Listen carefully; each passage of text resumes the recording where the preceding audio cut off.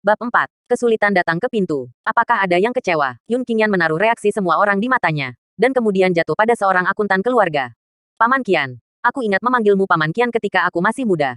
Paman Qian. Apakah Anda kecewa? Paman Qian adalah seorang pria parubaya berusia 40-an. Dia ragu-ragu sebelum menganggukkan kepalanya. Sejujurnya, bawahan benar-benar kecewa. Bagaimanapun, kamu dulu adalah harapan kita nomor satu. Seorang super jenius berusia 15 tahun di alam bintang tingkat kelima. Tapi sekarang, kamu, Paman Qian menggelengkan kepala masih tak percaya. Paman Qian tidak menyelesaikan kalimatnya. Tetapi semua orang tahu di dalam hati bahwa kultivasi tuan muda mereka telah direduksi menjadi biasa-biasa saja. Yun Qingyan tidak peduli, tetapi berkata dengan tenang. 3 tahun lalu, saya pergi ke Gunung Langya untuk berlatih. Saya tidak beruntung dan bertemu dengan sekelompok bandit. Selama 3 tahun di dalam gua, saya tidak hanya tidak punya waktu untuk berlatih, saya bahkan tidak bisa makan 3 kali sehari. Setelah sekian lama, tingkat kultivasi saya turun dari alam bintang tingkat kelima ke alam bintang tingkat ketiga. Semuanya gak usah pada kecewa. Saya Yun Qingyan masih ada. Dan bakat saya masih ada. Saya jamin saya akan dapat kembali ke posisi teratas jenius pertama di kota Tianyu dalam waktu kurang dari setahun. Karena itu, Yun Qingyan mengalihkan pandangannya kembali ke Paman Qian, lalu melanjutkan. Paman Qian, tolong beritahu saya sekarang, apakah Anda masih kecewa pada saya? Fluktuasi mental yang dia rasakan meluas darinya dan menyelimuti seluruh penonton, termasuk Yun Han dan keempat tetua. Semua orang terpengaruh oleh fluktuasi mental ini. Perbedaannya lebih atau kurang, Paman Qian sangat bersemangat saat ini, seolah-olah darahnya telah dinyalakan oleh Yun Qingyan, dan dia memandang Yun Qingyan dengan kagum. Tuan, bawahan ini tidak kecewa lagi. Bawahan ini percaya bahwa dalam setahun, Tuan muda pasti akan bisa duduk kembali di kota Tianyu di posisi teratas jenius pertama. Tuan, kami tidak kecewa. Tuan, kami juga percaya bahwa dalam setahun, Anda pasti bisa kembali ke posisi teratas jenius pertama di kota Tianyu. Semua pelayan yang hadir berkata dengan penuh semangat. Pada saat ini, mereka memandang Yun Qingyan. Tatapannya bahkan lebih bersemangat dari sebelumnya. Oke, tenang. Yun Qingyan melambaikan tangannya. Dan semua orang terdiam. Paman, kamu menyatakan aku sebagai pewaris sekarang. Yun Qingyan berbalik dan berkata kepada Yun Han yang tertegun. Oke, aku akan mengumumkannya sekarang. Yun Han membeku sesaat sebelum pulih. Tapi sebelum dia bisa membuat pengumuman resmi, dia diinterupsi oleh sesepuh. Tunggu, tetua agung mendengus dingin. Dengan cibiran di wajahnya. Yun Qingyan, aku tidak berharap bertemu denganmu dalam 3 tahun. Meskipun basis kultivasimu telah menurun, ternyata kefasihanmu telah meningkat pesat. Kamu bisa berbohong kepada saya hanya dalam beberapa kata. Semua orang di sini tidak bisa membedakan antara timur dan barat, utara dan selatan. Benar-benar bisa menyombongkan diri dan tidak takut menakut-nakuti orang sampai mati. Anda tahu saya tidak tahu bakat apa yang menjadi kultivasi pertama di kota Tianyu hari ini. Bahkan jika Anda tidak menghilang 3 tahun lalu, Anda mungkin tidak dapat menandinginya sekarang. Apalagi yang sekarang. Yun Qingyan melambaikan tangannya tiba-tiba, mencegah yang lebih tua melanjutkan. Penatua Agung, berhenti bicara omong kosong. Sebaiknya langsung ke intinya dan katakan padaku apa yang kamu inginkan. Yun Qingyan sangat tidak sabar untuk waktu yang sangat lama. Dan jika kultivasinya belum pulih, dia akan menamparkan Tetua Agung sampai mati sejak lama. Tetua Agung langsung mengungkapkan kata-katanya. Ini sangat sederhana, karena kamu mengatakan bahwa kamu dapat kembali ke posisi teratas jenius pertama di kota Tianyu dalam waktu 1 tahun. Maka kamu dapat membuktikannya dengan fakta. Tapi aku tidak bisa menunggu selama setahun. Aku punya metode kompromi untuk Anda bisa membuktikan ini dalam sebulan. Metode apa? Paman Yun Han mengajukan pertanyaan. Hari ini, 1 bulan kemudian, biarkan Yun Qingyan dan putraku Yun Yangqing berduel. Siapapun yang menang akan menjadi pewaris baru patriark. Penatua Agung tersenyum dingin. Penatua Agung, apakah kamu bercanda? Yun Qingyan hanya berada di tingkat ketiga dunia bintang sekarang. Dan kamu benar-benar memintanya untuk berduel dengan Yun Yangqing, yang berada di tingkat ke-6 dunia bintang dalam waktu 1 bulan. Ekspresi Paman Yun Han langsung menjadi gelap. Siapa yang bercanda denganmu? Karena Yun Qingyan mengatakan bahwa dia dapat kembali ke posisi teratas jenius pertama kota Tianyu dalam waktu 1 tahun. Harusnya mudah untuk mengalahkan putra saya dalam waktu 1 bulan. Tentu saja, jika dia kalah dari putra saya dalam sebulan, maka itu berarti apa yang dikatakan Yun Qingyan sebelumnya hanya menyombongkan diri. Penatua berkata, menatap Yun Qingyan dengan provokatif. Yun Qingyan, apakah kamu berani? Yun Qingyan mengangkat bahu, dan berkata dengan acuh tak acuh. Ya, mengapa tidak berani? Namun, 1 bulan terlalu lama. Jadi ubahlah menjadi 7 hari kemudian. Weh, badalai, gempar. Semua orang yang hadir berseru kaget. Awalnya, periode 1 bulan yang dikatakan Tetua Agung membuat mereka merasa terlalu singkat, yang tidak adil bagi Yun Qingyan. Tanpa diduga, Yun Qingyan benar-benar berubah 1 bulan, menjadi 7 hari kemudian. Apakah Yun Qingyan sudah gila? Sudah gilakah Yun Qingyan? Atau apakah dia merasa bahwa bahkan setelah sebulan, dia tidak akan menjadi lawan Yun Yangqing? Jadi dia baru saja memecahkan toples dan mengganti 1 bulan menjadi 7 hari kemudian.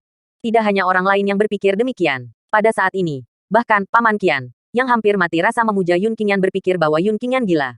Hahaha, itu yang kamu katakan. Penatua Agung segera tertawa. Yaner, kamu gila. Paman Yun Han menatap Yun Qingyan dengan mata terbelalak. Paman, Jangan khawatir. Yun Qingyan memberi isyarat kepada pamannya untuk lega, dan berkata dengan acuh tak acuh.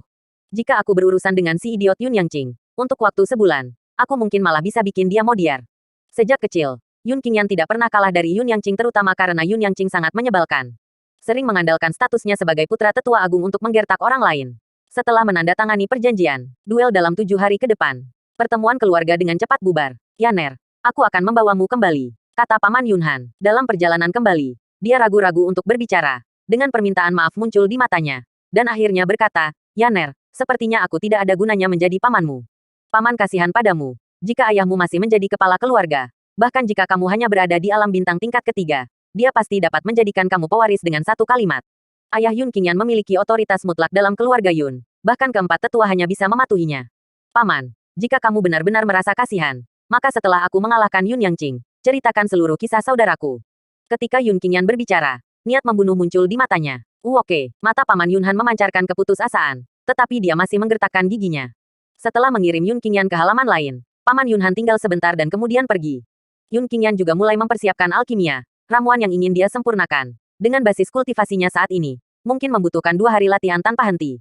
Untuk menghindari gangguan, dia tidak hanya menjelaskan kepada pamannya, tetapi juga secara khusus memanggil pengurus rumah tua Yun Yuanlin untuk berjaga di depan pintu. Setelah semuanya siap, Yun Qingyan mengunci pintu dan membuka tungku alkimia yang telah ditempatkan di dalam ruangan. Ganoderma lucidum, Poria kokos, rumput segar, setiap bahan obat berumur 10 tahun. Yun Qingyan bergumam dengan suara rendah, dan memasukkan bahan obat ke dalam tungku pil dengan tertib. Orang-orang yang tidak tahu dunia peri, bagaimana tahu perasaanku ketika aku memurnikan pil pengumpulan Qi? Yun Qingyan berkata pada dirinya sendiri dengan wajah lucu. Pil pengumpulan Qi adalah pil terendah dan terendah di dunia peri. Bahkan jika itu makhluk di level terendah tidak akan meminum pil pengumpul Qi. Tapi sekarang, dengan kultivasi Yun Qingyan, dia hanya bisa memurnikan ramuan dari tingkat pil pengumpulan Qi. Untungnya, di benua Tianxing, pil pengumpulan Qi sudah diklasifikasikan sebagai pil bertingkat. Meskipun hanya pil tingkat rendah manusia, setidaknya bertingkat. Di pasar, masih ada harganya tapi paling tidak lebih 1000 tael. Yun Qingyan meletakkan kedua tangannya di bawah tungku alkimia, dan menjalankan formula pengendalian api, dan 2 kelompok api putih muncul di telapak tangannya. Kupas, kupas, kupas. Sut-sut, sut-sut, sut-sut. Beberapa menit kemudian, api telah memanaskan tungku, dan setengah jam kemudian, asap tebal mengepul dari tungku. Yun Qingyan telah mengamati bagian dalam tungku pil dengan perasaan spiritualnya. 3 jam kemudian, nyala api di telapak tangannya mulai membesar dan menyusut, dan dia mengendalikan nyala api itu. Dalam proses pembentukan eliksir, sangat penting untuk mengontrol suhu api. Ketika harus kuat, Anda harus menggunakan api yang tinggi. Dan ketika harus lunak, Anda hanya dapat menggunakan api hangat. Dalam prosesnya, jika ada kesalahan sekecil apapun, kualitas pil akan berkurang, atau bahkan langsung hancur. Meskipun kesadaran spiritual Yun Qingyan kurang dari 1/10.000 dari masa kejayaannya, itu tidak berarti kesadaran spiritualnya saat ini lemah. Setidaknya dibandingkan dengan kebanyakan alkemis di benua Tianxing, dia tidak tahu berapa kali lebih kuat. Mengandalkan indera spiritualnya, Yun Qingyan mengendalikan langkah-langkah alkimia hingga mencapai titik kesempurnaan.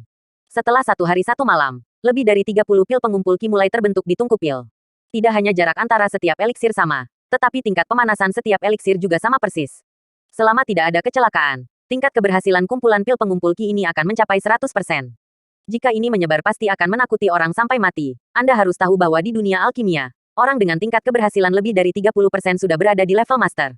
Mereka yang memiliki tingkat keberhasilan lebih dari 50% sangat jarang. Adapun tingkat alkimia 100%, itu hanyalah sebuah fantasi. Dalam sekejap mata, siang dan malam yang lain berlalu. Di tungku pil, lebih dari 30 pil telah terbentuk sempurna. Dan hanya perlu disimpan sekitar 3 menit setelah melewati api pil sebelum dapat dilepaskan. Tapi hanya dalam beberapa menit terakhir, kulit Yun Qingyan tiba-tiba tenggelam. Weh, bukankah ini Yun Yuanlin? Kenapa dia? Di halaman di luar ruangan, suara seorang pemuda sedang berteriak kepadanya. Orang tua, cepat dan panggil Yun Qingyan keluar, dan katakan bahwa aku, Yun Yue, datang untuk mencarinya. Kamu adalah pengurus rumah tangga, aku tidak akan memukulmu. Sepertinya kulitmu benar-benar gatal. Saat suara itu turun, hanya ada bunyi bruak, dan sebuah suara ditendang. Jika saya ingat dengan benar, ini adalah kamar Yun Qingyan. Dalam waktu kurang dari beberapa saat, pemilik suara sudah tiba di luar pintu Yun Qingyan.